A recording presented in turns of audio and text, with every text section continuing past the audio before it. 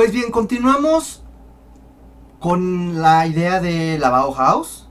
Aquí vemos las tres sedes que tuvo la Bauhaus: en Weimar, en Dessau y finalmente en Berlín.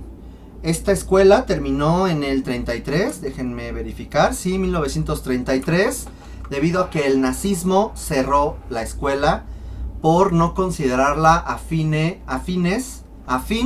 a su movimiento o a su agenda político-social.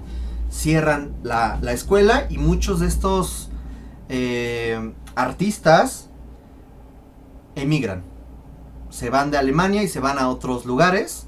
Durante la década de los 30 y los 40 se establecen en diferentes partes del mundo. Eso ya lo platicaremos la siguiente clase.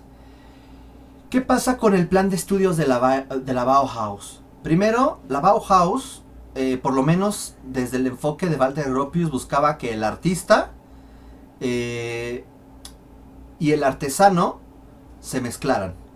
El artesano como consecuencia de la técnica y el artista como consecuencia del arte. Para el plan de estudios es muy interesante el cómo se trabajaba. Primero, 2 años de llamados estudios preliminares, en donde trabajaban aspectos elementales de la forma y de la materia en un taller de iniciación, algo así como su propedéutico de 2 años. Luego pasan a estudios, a otro eje de estudio de 3 años, en donde estudiarán varias cosas más específicas. Estudiarán lo natural, los materiales, el espacio, el color, la composición, las construcciones y la representación gráfica, los materiales y las herramientas. Por lo tanto, ahí ya llevaban 5 años. ¿Ok? Y ahí tenían de pronto que escoger talleres. Y estos talleres eran de especialización, por así llamarlo. Existía un taller de madera, de metal, de tejido, de color, de vidrio, de barro, de piedra. Estos talleres fueron cambiando, fueron ampliándose, fueron reduciéndose. Y al final ya llegabas a una etapa de arquitectura, en donde veías aspectos de emplazamiento, lugar, proyecto, construcción e ingeniería, de la mano o acompañado ya de algún arquitecto específico. Vean entonces cómo comienzas de algo muy general, vas particularizando en un tronco común, vas particularizando y después te vas especializando. Es algo muy interesante, de hecho es un esquema que nos recuerda un tanto a los talleres de arquitectura o específicamente a diseño industrial, ¿no? Que tiene un esquema, no puedo decir que similar, mentiría, pero sí tiene este esquema de estudio amplio, general, y luego vas especificando. Vamos a tener en estos talleres de iniciación, en estos talleres de color, de madera, etcétera. Ahí de hecho hay varios talleres: cerámica, textil, metal, muebles, pintura mural, vidrio, escultura, talla, teatro. De pronto hasta se dio el ballet. Aquí tenemos esta fotografía. Está súper extraño. De hecho les vamos a compartir un video para que lo puedan ver. Se llama el ballet triádico de Oskar Schellenberg, en donde, bueno, pues el mismo nazismo lo consideró degenerado. Pero no, es una nueva propuesta formal, espacial. El tiempo, espacio-tiempo, es algo muy interesante lo que se da, para que puedan ver el video que se les va a compartir. Pues aquí tenemos parte de algunos de los profesores que se encontraban en la Bauhaus. Artistas que estuvieron tanto en el surrealismo, expresionismo, en el abstraccionismo, como Paul Klee, Johannes Itten, a Vasil Kandinsky o al mismo Theo van Doesburg. A mí me encanta Theo van Doesburg porque quien conozca la banda de Rammstein parece Tillman, el vocalista. O sea, parece que es como su abuelo o una cosa así. Entonces, bueno, Theo van Doesburg, que sabemos que es arquitecto y que sacó estos 17 puntos para una nueva arquitectura. Bueno, pues aquí vemos la producción artística, pictórica que ellos realizaban. Si se fijan, es una tradición totalmente diferente a lo que nos tenía acostumbrado el siglo XIX y siglos anteriores. Algo más siguiendo los aspectos formales, literales de la forma, de la narrativa. De pronto aquí ya vemos una cierta abstracción hasta llegar a esto. llegar a formas y colores que de pronto ya no es tan fácil comprender qué es lo que dicen y tenemos que tener un contexto para poder entender. Pues estos son parte de los profesores que por ahí encontramos en la Bauhaus. Es importante señalar que también la escuela en un principio se mostró cerrada a admitir mujeres, pero que poco a poco fue abriendo sus puertas hasta que también ya la mujer comenzó a ser parte de la matrícula de la Bauhaus. Y aquí vemos fotografías de la época de mujeres, las cuales por lo general siempre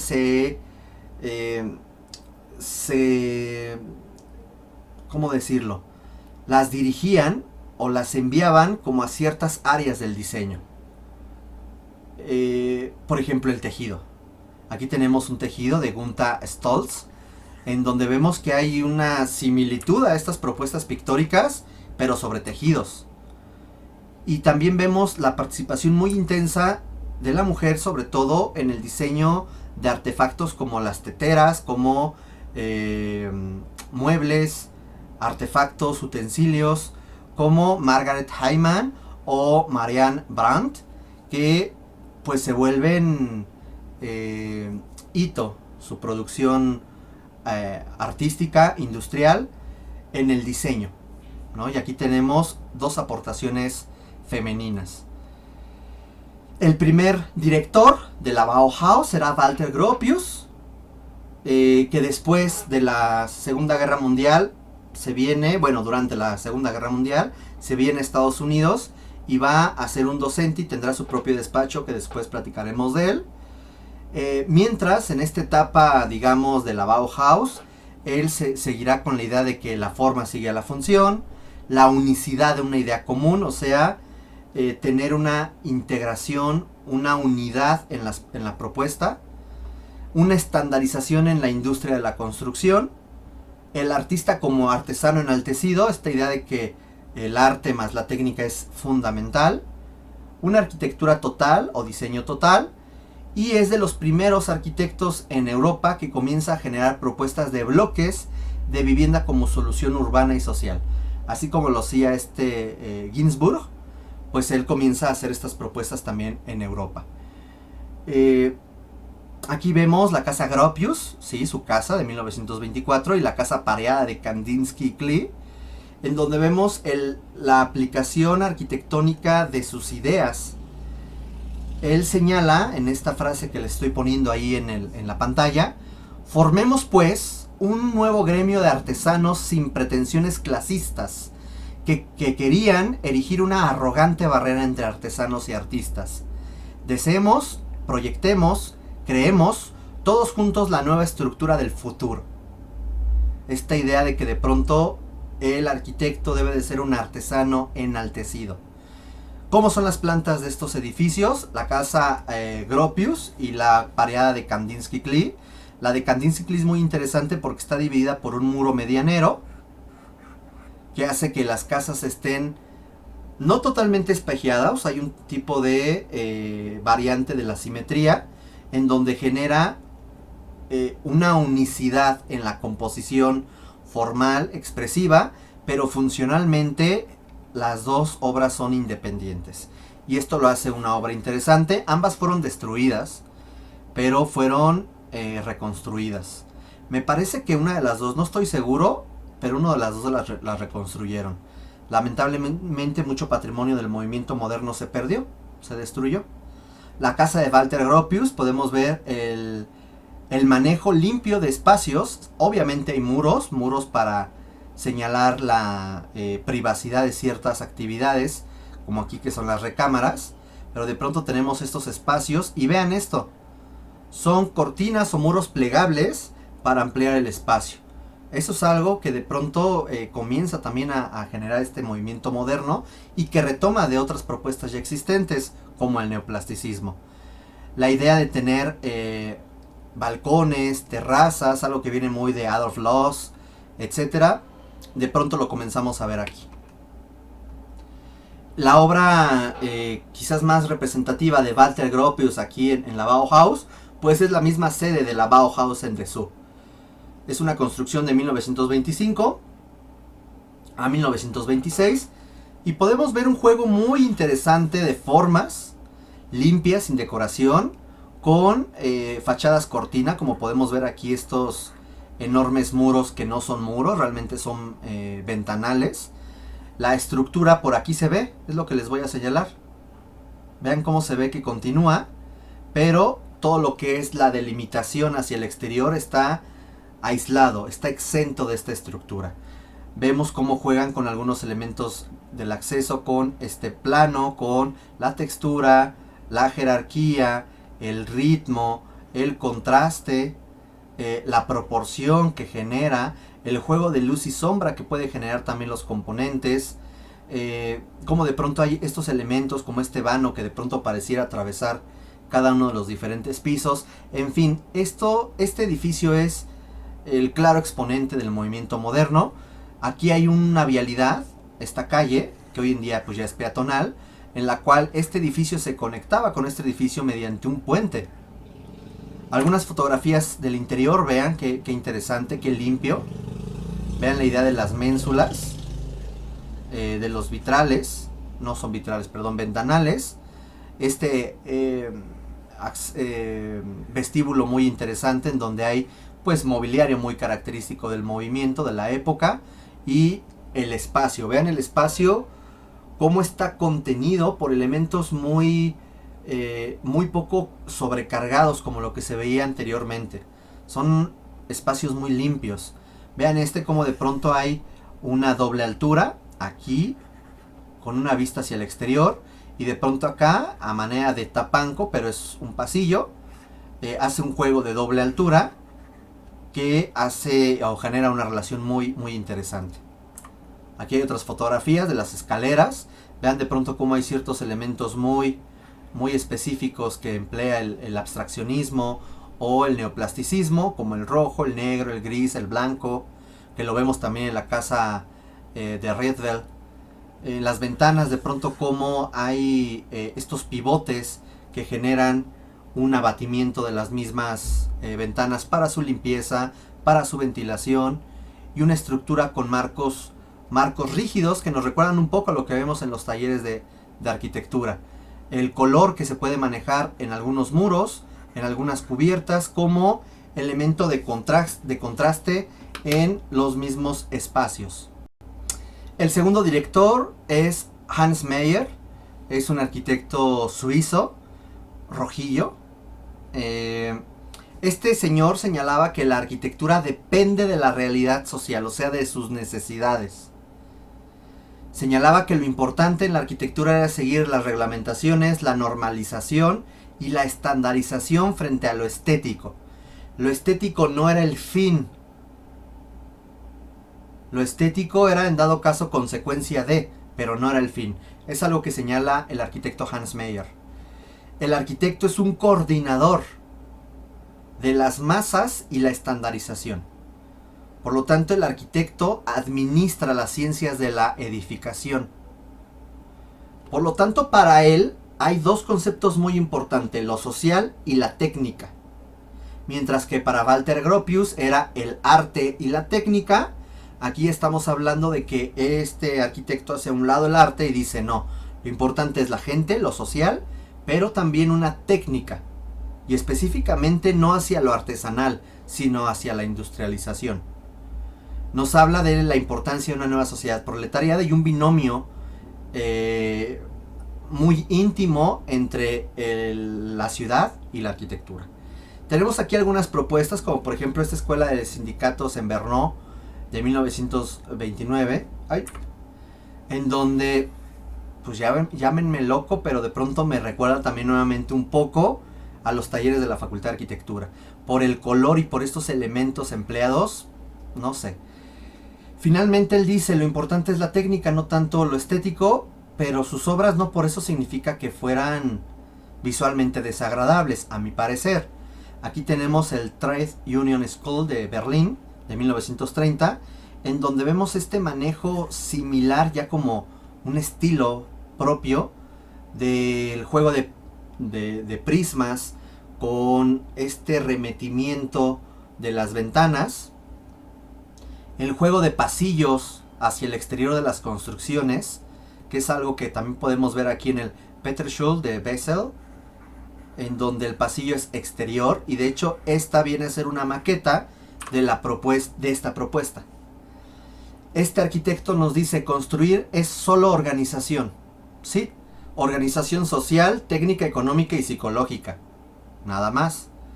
Construir es un proceso biológico. ¿Por qué? Porque dice que la arquitectura atiende a las necesidades de las personas, y no nada más a las necesidades de sus actividades y de sus modos de vida, sino también a sus necesidades mentales. Por lo tanto, él dice que la arquitectura o la construcción se debe de entender como un proceso biológico, y que construir no es un proceso artístico, porque el arte condicionaría mucho el proceso biológico. Una propuesta interesante. Y aquí tenemos el Peterschule de Basel, en donde podemos ver pues la propuesta, que era un volumen para generar aulas, con unas escaleras exteriores que daba a un pasillo exterior. Y vean este juego de pisos. Prácticamente tenías 1, 2 y 3 diferentes patios, que además manejaban unos tensores para soportar este enorme volado. Y no se pudo construir esta obra no porque no fuera factible, sino porque el contexto era muy clásico, muy tradicional, y rompía con el contexto. Por eso no se le dio oportunidad de construir este edificio. Al día de hoy, en la zona hay un edificio horrible que igual rompió el contexto, ¿no? Entonces, decisiones. Tenemos al último director de la Bauhaus en esta primera etapa, conocida como la etapa europea, porque este arquitecto tendrá, así como Walter Gropius, y bueno, también como Hans Meyer finalmente, con la Segunda Guerra Mundial y conociendo que los nazis y los comunistas no se llevaban, Hans Meyer, que tenía ideas muy rojillas, coqueteaba mucho con la URSS, pues terminó yéndose a la URSS, hasta que fue invitado acá en el gobierno de Lázaro Cárdenas, si no me equivoco, a radicar aquí en el país. Estuvo en el Politécnico, hasta que de pronto llegó en los 50 el gobierno de Miguel Alemán y le dijeron, no en los 50, no, me parece que desde Miguel Ávila Camacho, en los 40, le dijeron, bueno, pues como que adiós, y se fue, ¿no? Entonces,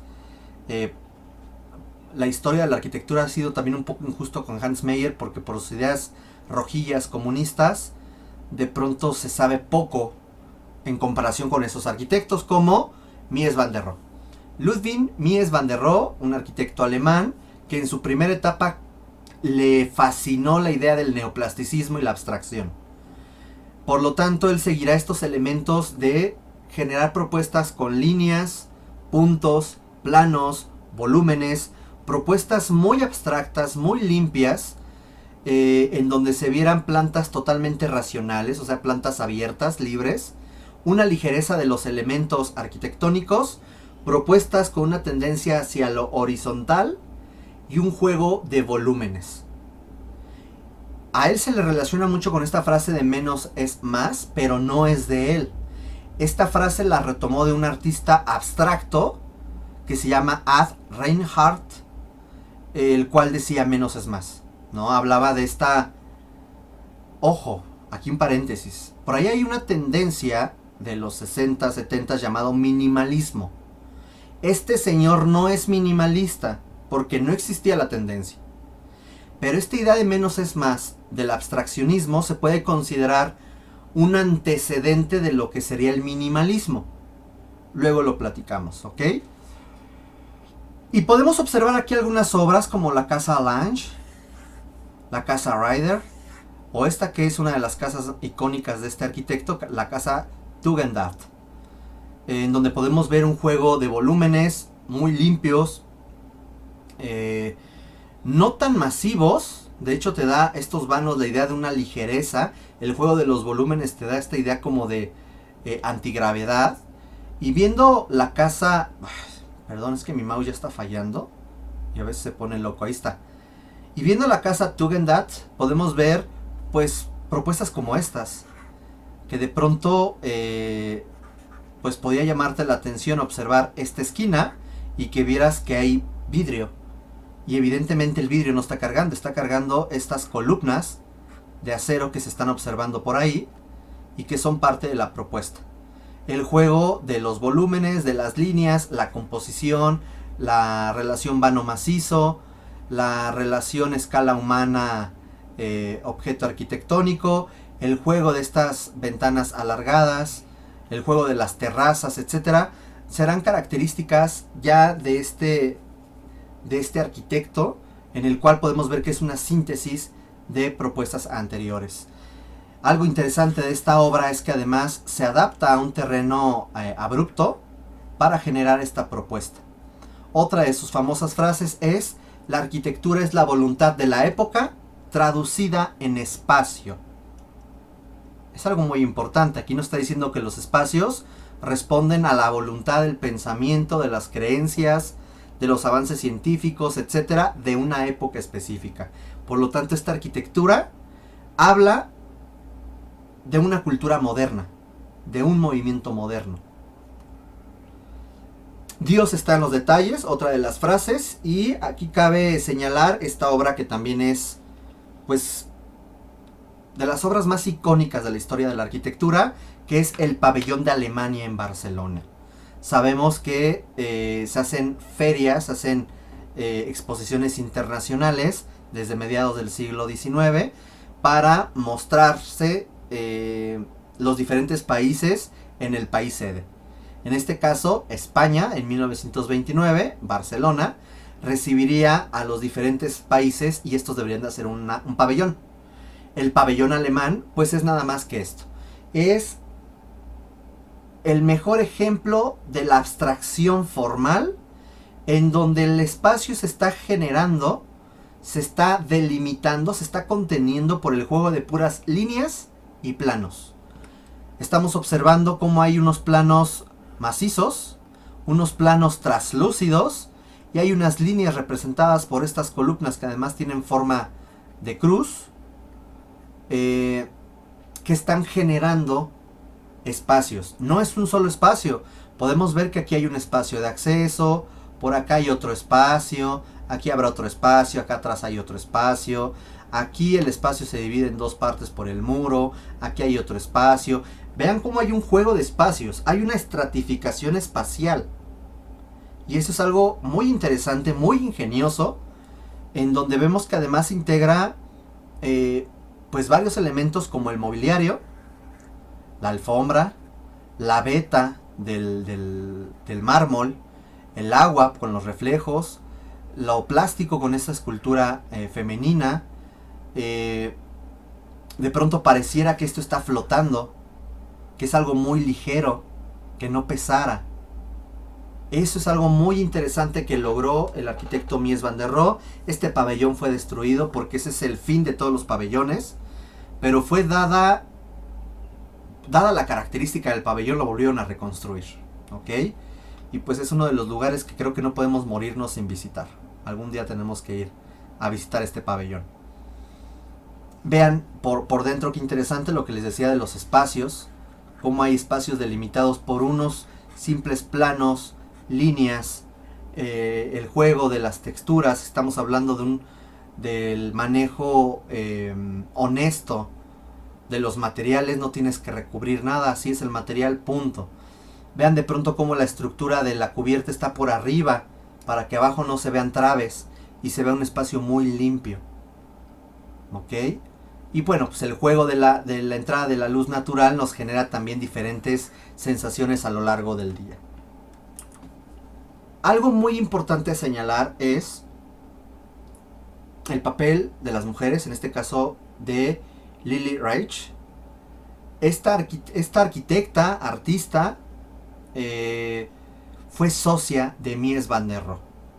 Y se le relaciona a ella porque su campo fue el diseño de muebles. De hecho, la Bauhaus se va a caracterizar mucho por esta idea de los muebles. Esta famosa silla, la silla Barcelona, que se relaciona mucho con Mies van der Rohe, pues no es de Mies van der Rohe, es de su socia Lily Reich. Tenemos esta que es el sillón Cubus. Esta idea, son sillones que al día de hoy no nos es tan indiferente, los hemos visto. Bueno, en versiones a veces piratas, pero las hemos visto. Y la silla Weissenhof, pues son propuestas de esta arquitecta. Otra de las participaciones de la arquitecta fue en las diferentes obras que tuvo el señor Mies van der Rohe, como el pabellón, la casa Tundegat y este café. Este café se le llamó, Terciopelo y Seda. Fue una propuesta de Mies y de Reich en el Día de la Moda de la Dama en Berlín de 1929. Y lo que generaba es manejar un espacio diferenciado por cortinas y el acomodo de cierto mobiliario. Y hasta ahí fue la propuesta, que además se vuelve una propuesta muy interesante. Terciopelo y Seda de Mies van der Rohe y Lily Reich. ¿Cómo se fue difundiendo esta idea de la Bauhaus? Pues a través de muchas exposiciones, concursos. Una de las exposiciones más importantes fue la exposición de Ausstellung en 1929, en donde vemos una gran cantidad de propuesta que vemos que será precursora del diseño gráfico sobre la Bauhaus, ¿ok? Otra de las cosas fue el SIAM, la SIAM, que es el Congreso Internacional de Arquitectura Moderna, fundada por varios arquitectos, entre ellos el mismo Le Corbusier, que se reuniría anualmente entre 1928 a 1959. Y sería muy importante su divulgación,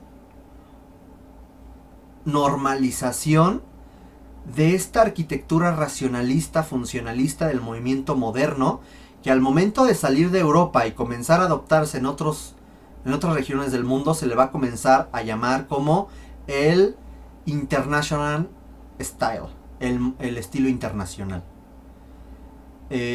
Será muy importante además en la construcción o reconstrucción de las ciudades después de la Segunda Guerra Mundial, y por eso la SIAM tiene un papel importante en esta difusión del movimiento moderno.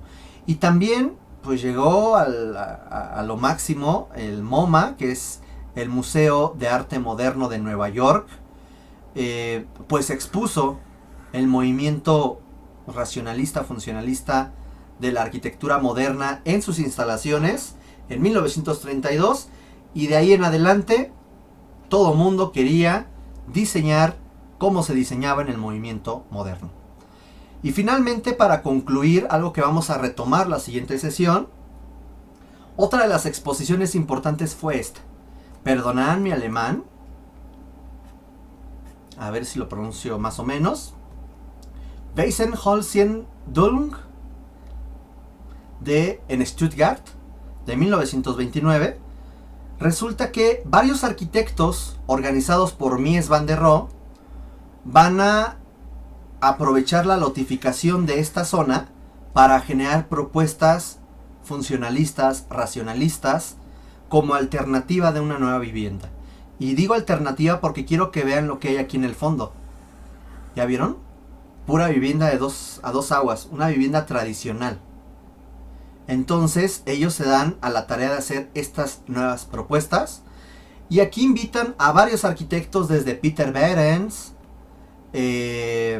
Hans Schaurun, que después lo vamos a conocer de nuevo en los 60, 70, Hans Poelzing, que era expresionista, Max Taut, Walter Gropius, Le Corbusier, Peter Old, que después platicaremos de él, Bruno Taut, Mies van der Rohe, que además vean el edificio tan grande que proyectó, ¿no? De todas estas propuestas, ¿cuál era el de Mies van der Rohe? Por aquí están los de Le Corbusier y bueno, los demás. Tristemente vemos este esquema, todos los que están ashurados son edificios que destruyeron. Y los edificios en negro son edificios que aún existen. Entonces, Pues bueno, eso lo vamos a platicar la siguiente clase. Retomamos esto. Vamos a continuar platicando pues de la importancia de Le Corbusier, del cual no hemos platicado. Hablaremos de del organicismo, una tendencia que surge en Estados Unidos. Y de pronto, ¿qué pasa con esta arquitectura internacional? Y otros arquitectos como Alvar Aalto, su esposa también, Richard Neutra, y bueno, en fin, otros arquitectos por ahí que vienen a conformar esta también desarrollo, ya no desarrollo, consolidación del movimiento moderno a nivel internacional. Compañeras y compañeros, muchísimas gracias, cuídense y nos vemos. Bye.